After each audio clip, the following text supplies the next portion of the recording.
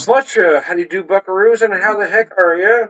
I am Tom the Whiskey Whisperer for the purposes of this video anyway, and if you haven't figured it out, no, I'm not really in this black and white noir bar behind me. It's trying to create a mood, man. Anyways, I'm doing variations on classic cocktails, so I thought I'd change things up a bit. A two for Tuesday, if you will. Let me fix this here real quick.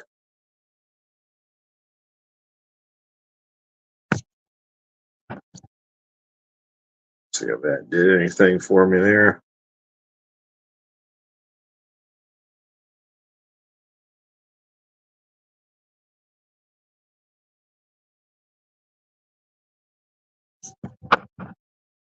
There we go. Anyways, how the heck are you? I am Tom the Whiskey Whisperer. Like I said, at least for the purpose of this video, I've got a couple things going on here.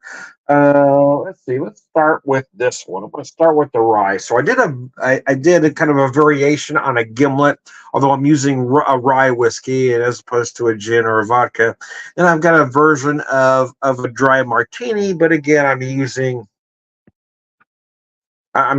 a bourbon in place of a gin or vodka. So, anyways, the first one though, I've got just a little bit left here. I bought this one back in January. It's the Woodworks Distilling Company Rye Preface Series. This is a cask at 115 proof. Let me show that to you. Make sure you see all the numbers that I see. Make sure so you know I'm not pulling your leg or anything. So I did a version of a gimlet.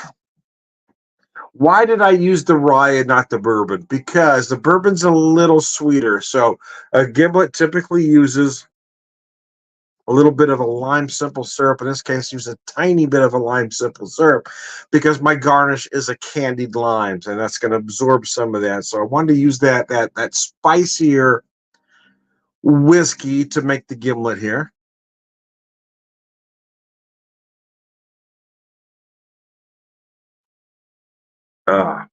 Man. Man, that was good. That's really fucking good. Oh, man, that's good.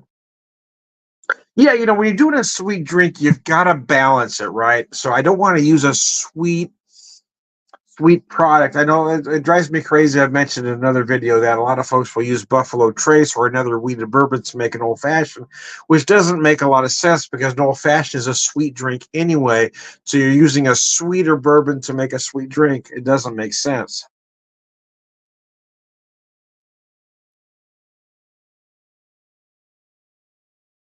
Which is why I chose the rye to do the sweet drink of the two, kind of balance that, and that's what I've achieved here.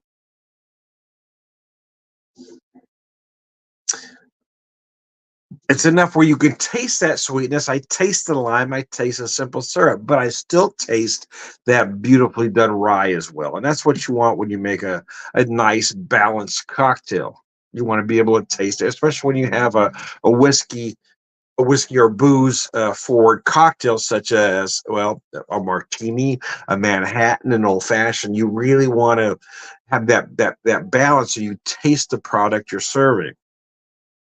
That's why I do think it matters what whiskey you use. As I've said ad nauseum at this point, yeah, your cocktail is only as good as the ingredients you use, just like cooking. Your food is only going to be as good as the ingredients you use. You may have the best recipe in the world, but if you're using 7327 ground beef, it's not going to come out very well. It's going to be greasy and flavorless. You got to use good products. Spend a little more, buy that good product, and you're going to use less.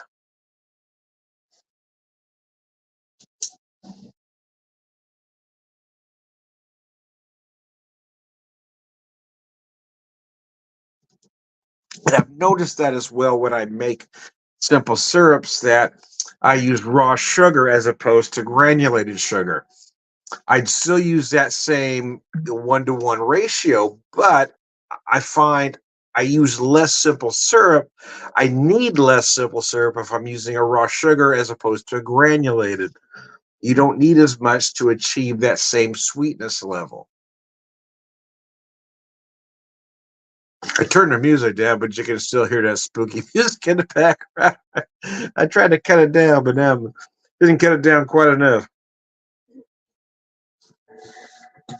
I'm covering it. Oh, there you can see it if I move this way. I've used this video several times as a backdrop. It took me forever to realize there's a gun right there. On that stool, there's a gun sitting right there. Trying to get my finger pointed in the right direction. Anyway, anyway, I digress. Oh, fuck nuggets and gravy. It's nice to have a day off today. I got to relax a little bit. Wife and I, we've been living in this place for 6 years now. There's this little kind of dive sports bar. It's got a good reputation for bar food. There's happy hour from 3 to 6. So we've been talking about it for 6 years. And somehow we just never quite made it. Anyways, we went up there, and it was, it was good. There was nothing wrong with it. The price was fair, better than any place else. The same, more or less the same appetizers that other folks were serving, but it was done well, and the server was very friendly, very quick, very efficient. So it was nice. It makes me want to try other things, right? But because of that, we came home. We weren't planning on eating, and we were gonna get. We split the two appetizers, but it was so much food. It's a lot of food, man. We both came home and took a little nap, so I'm getting my videos going a little bit later than I planned. But it is a day off. It is Tuesday, though. It's Tuesday, Tom. Nobody is up now. So I've kind of changed the schedule when I do my videos because, well, my days off have changed. So I'm going to do some Monday and Tuesday videos, and those who can watch it, hey, I appreciate you. My wife did these candied lemons and limes, and man, they are just amazing. You drop that lime in there. So one reason I went light on the simple syrup is because the whiskey will dissolve the sugar on that candied lime, right? So it's going to pick up a little more sweetness. So I just put a touch of that simple syrup in.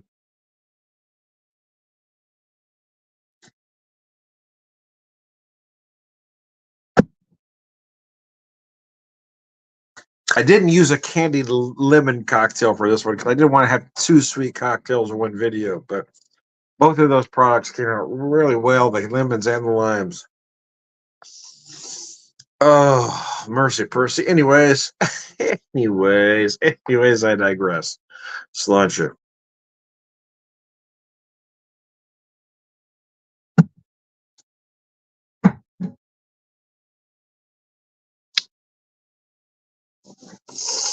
Got about that much rye left. I'm trying to decide if I should drink the rest of it neat or make it just a beautiful, perfect Manhattan with it.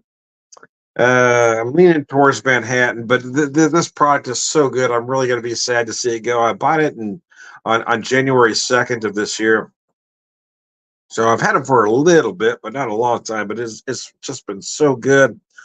Oh, Lord have mercy. So the other one I have here, it's not a product from Tulsa, but it is another one that I picked up in Tulsa because I didn't see it here in Springfield. It was a Heaven's Door.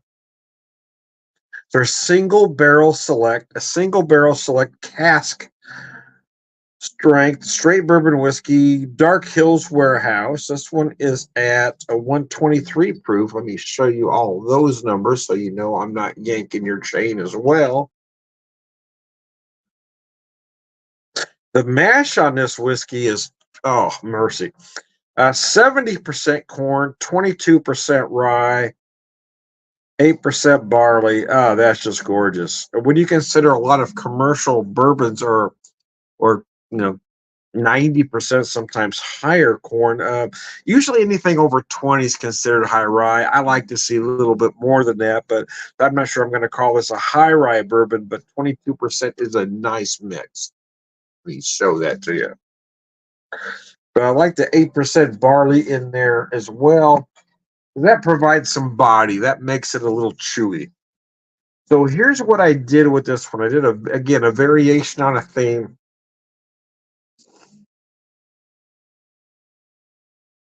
A dry bourbon martini. So I used just a kind of a splash of dry vermouth in here, and a lemon twist, as you can see.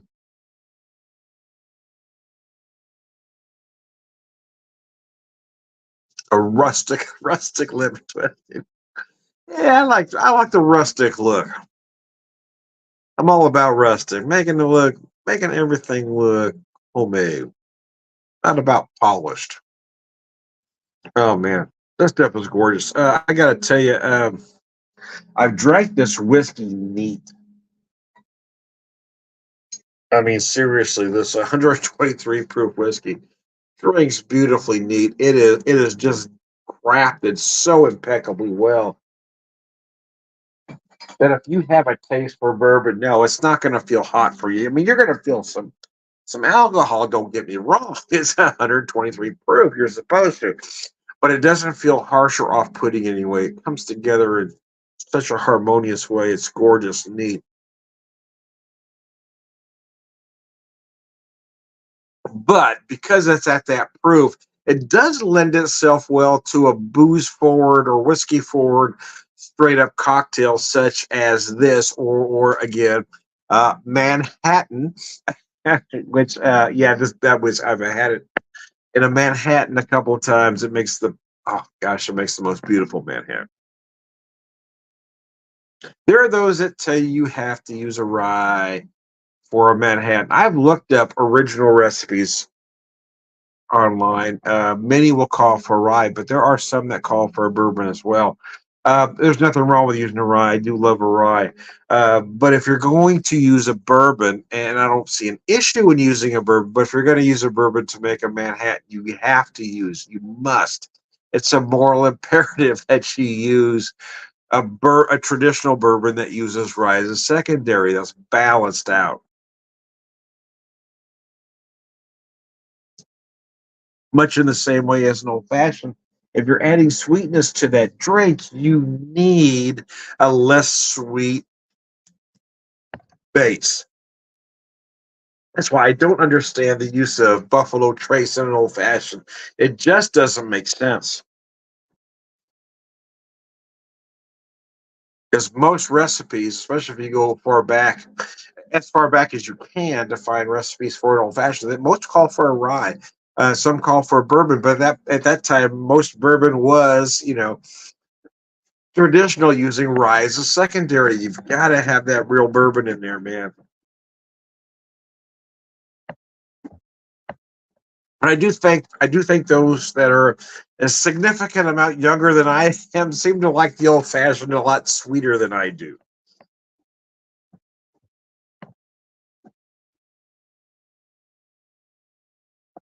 Because I would never, ever, under any circumstance, make any old fashioned with a wheated bourbon. Because that's just wrong, man.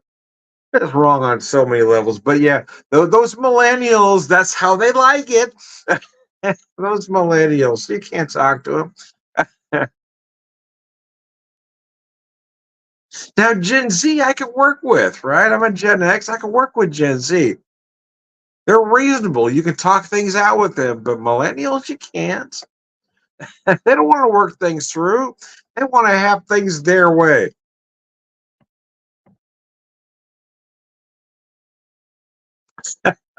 I'm kidding, of course. Well, sort of. I'm generalizing. Oh, mercy, man, that is nice. Yeah, I use just touch, just a little, just a splash of dry vermouth. 'Cause I want to do kind of a version of a dry martini with this particular cocktail. Not that this bourbon is sweet by any means, but that's the reason I wanted to use the rye for the sweeter cocktail. So I wanted to balance that out with the dry vermouth for this one.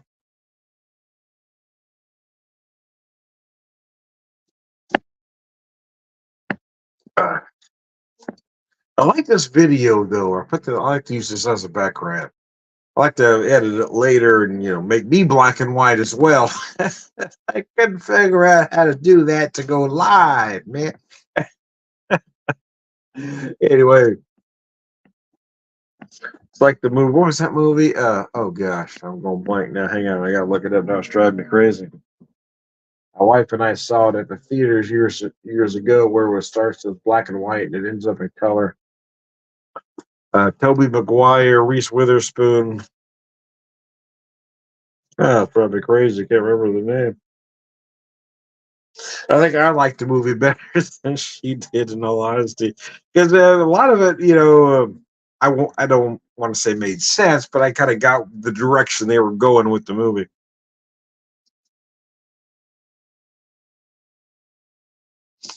When you look it up here, that's driving me crazy. I can't remember the name of that movie.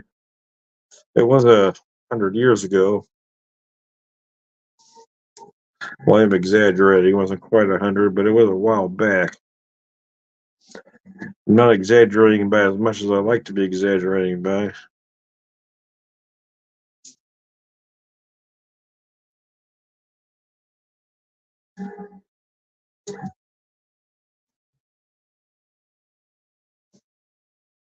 Well, it's not popping up for me.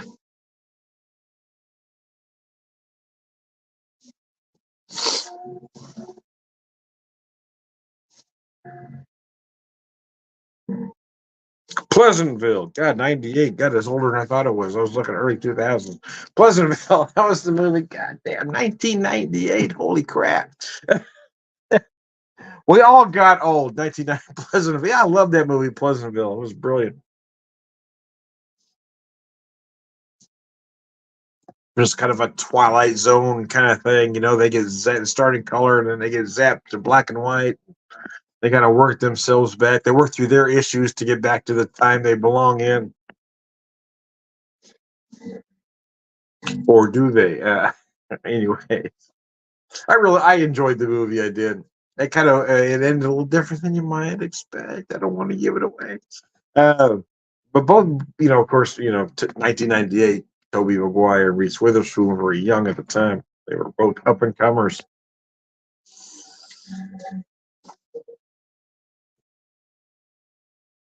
But I do think I liked the movie better than my wife did. Yeah, yeah, I appreciate the satire that it offered.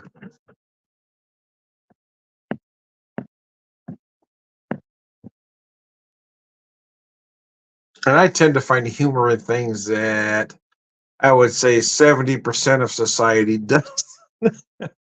So I'm laughing at a lot of things. There's nobody else in the theater laughing at all.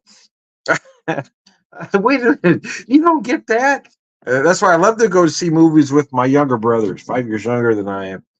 We'd be in the movies together and laughing and stuff, and there'd be no. We went to saw the movie Toys for Robin Williams. If you've ever seen that movie, okay. You're either going to think it's the greatest thing ever or the biggest flop ever, depending on your point of view. My brother and I thought it was hilarious, but we were laughing. I mean, we were just laughing hysterically throughout the entire movie, and this is not an exaggeration. We were the only two that laughed at anything that entire movie. It was like the rest of the theater did not get that film at all, but we got it. Robin Williams, we got you. LL Cool J was in that movie. So was Joan Cusack. She was brilliant, by the way. That movie was brilliant, but most people just didn't get it, man, because it wasn't mainstream comedy. That you had to think a little bit. You had to wonder why that was funny. That movie was genius.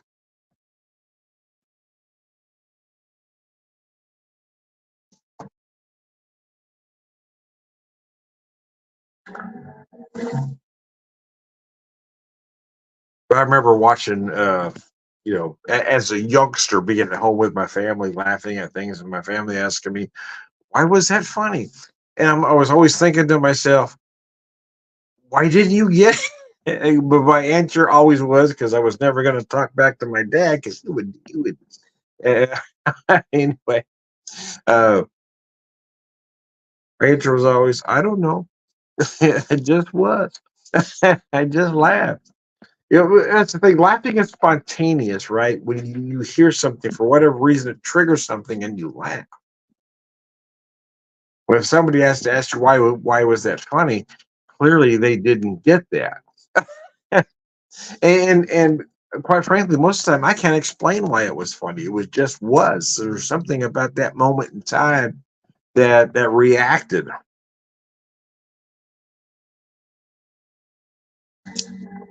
Yeah, I know why it was funny, but it did tickle me. I'm a stand-up comic's dream, man. Well, if you're good, if you're terrible, not so much. But no, no, well, quite frankly, even if you're mediocre, because I find a lot of things funny that others don't. My boss in El Paso, my wife was pregnant with our son, Shane, invited us to a comedy club. I don't know, like a day before she gave birth. I don't know, might have been a couple of days before now. It's all a little fuzzy, but anyway, she was ready to pop at that moment. And I remember we showing up, and my boss Danny looks at my wife. Are you sure you want to be here? I think she said no, but not for the reasons you think. She didn't want to be there because she had to be there with me, and I knew well, I was going to laugh a lot. Oh, that was an interesting night. Danny, of all my years with the evil retail empire, he was the best manager I ever had. He's probably the one that understood me, but but that's for a completely other reason, man. Walmart had a thing. You had to do things a very specific way. They were very clear about that. But then when they entered other markets, they wanted to tap those markets. In this case, a Hispanic market in El Paso, they wanted to do those things, but they wanted to do them their way, which just didn't make sense, right?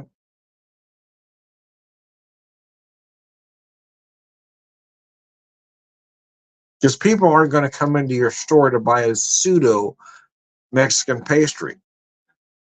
You're in El Paso, they're going to go to those other smaller bakeries and buy an actual Mexican pastry. So when I was allowed to hire my own staff, I hired folks that could do, you know, what they could do.